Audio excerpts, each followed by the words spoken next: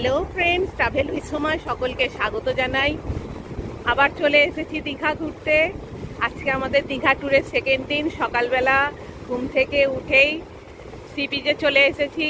খুব সুন্দর ঢেউ, একটু পরে নামবো স্নান করতে।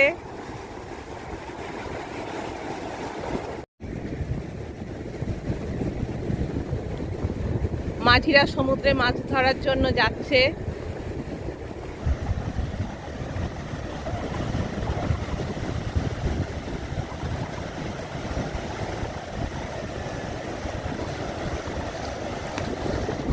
দীঘা আমাদের ওয়েস্ট বেঙ্গলের একটা টুরিস্ট স্পট।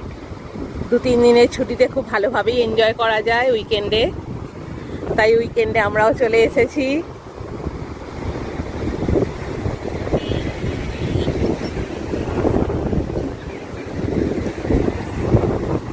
এখন আমি মোহনার কিছুটা আগে রয়েছি।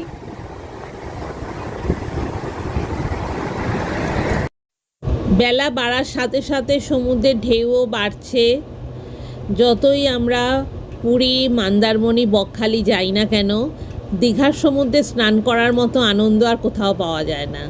দীঘার সমুদ্রে স্নান করে দারুণ লাগে, দারুণ এনজয় করা যায় দীঘার সমুদ্রে। এখন বর্ষাকাল, প্রচণ্ড পরিমাণে ঢেউ, তাই বেশিক্ষণ সমুদ্রে থাকা যাচ্ছে না। আছড়ে ফেলে দিচ্ছে সমুদ্রের ঢেউতে একদম। ওল্ড দীঘার সাগর হোটেলে লাঞ্চ সেরে একদম হোটেলে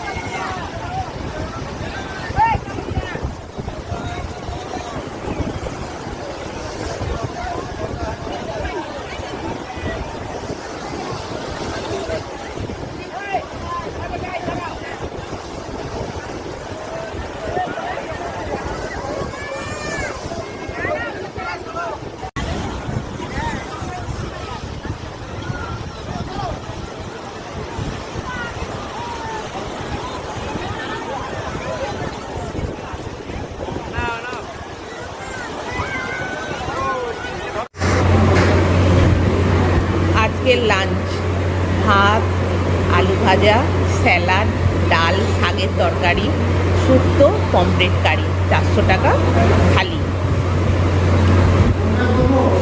চাটনি আসবে।